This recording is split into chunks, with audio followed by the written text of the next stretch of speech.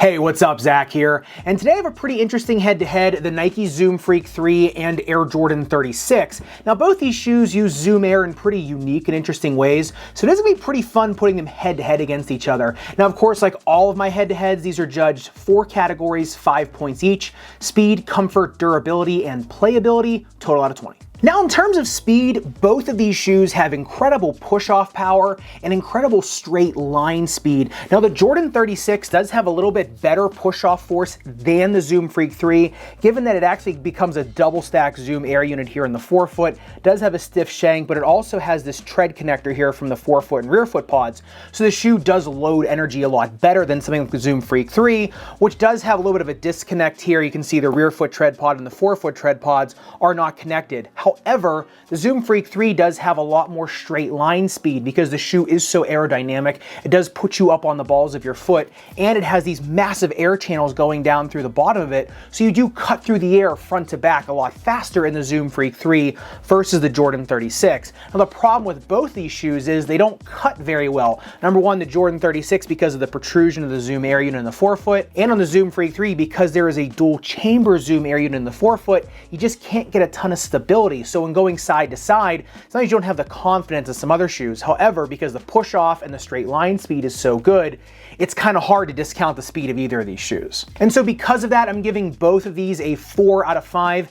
Both of them would be a 5 out of 5 if they did just take corners a little bit better. Now, when it comes to comfort, neither of these two shoes are like a memory foam bedroom slipper. They're both more performance-driven shoes. Now, the Zoom Freak 3 does have a little bit of an added benefit versus the Jordan 36, and that it does break in a little bit better. The upper is a little bit more forgiving. And if you're someone that plays on the balls of your foot a lot, you're gonna love the dual chamber Zoom Air. If you're someone that rocks back on the heel a lot, or you put a lot of pressure on your heel though, because of the angle of this shoe, because of the heel to toe drop, how shallow it is, you might get a little bit more heel irritation if you're someone that does play back on the heels. Now the Jordan 36, because the uppers are that Leno weave upper, which we talked about in the teardown video, the uppers break in terms of width, but not so much in terms of softness. So they are gonna feel a little bit raw on your foot. Remember, these shoes are also connected by this tread bridge, so the shoe just kind of moves as one unit. It's not a very flexible or malleable shoe. It's meant to store energy. And because of the engineering of both these two shoes, these were the hardest two shoes I've had to judge in the comfort category in a while.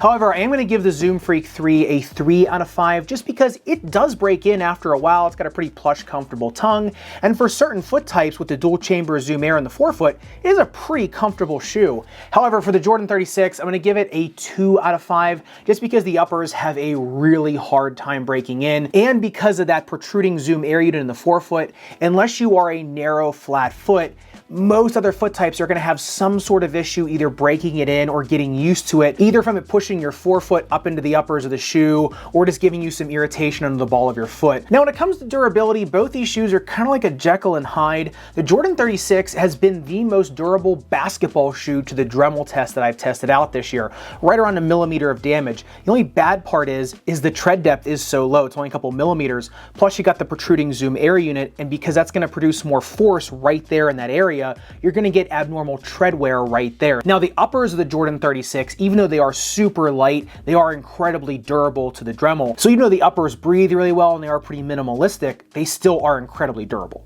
The Zoom Freak 3, however, is a little bit of a softer shoe. The tread depth is just a little bit deeper. However, the Dremel just bites right through it. So for an outdoor court surface, the outsole is going to wear down pretty quick. Now also, there is a ton of exposed midsole foam on the Zoom Freak 3. So if you tilt or twist at all or play on the sides of your foot whatsoever, especially on an outdoor court, you're going to start ripping right through that midsole foam. However, the uppers of the Zoom Freak 3 actually did pretty darn good against the Dremel because it has a little bit of protective coating on it, and the uppers are just a little bit thicker. So there are some good and bad in both these shoes. And so for durability, I'm going to give the Zoom Freak 3 a 2 out of 5 because of all that exposed midsole foam and the really soft rubber on the outsole. Now the Jordan 36 would have been a 5 out of 5 if the tread depth would have been a little bit deeper, and if not for that protruding Zoom Air unit giving you all that potential for abnormal wear right in the middle of the shoe. So for the Jordan 36, it's going to get a 3 out of 5 just because the rubber is pretty hard. However, with all the other issues shoes of it,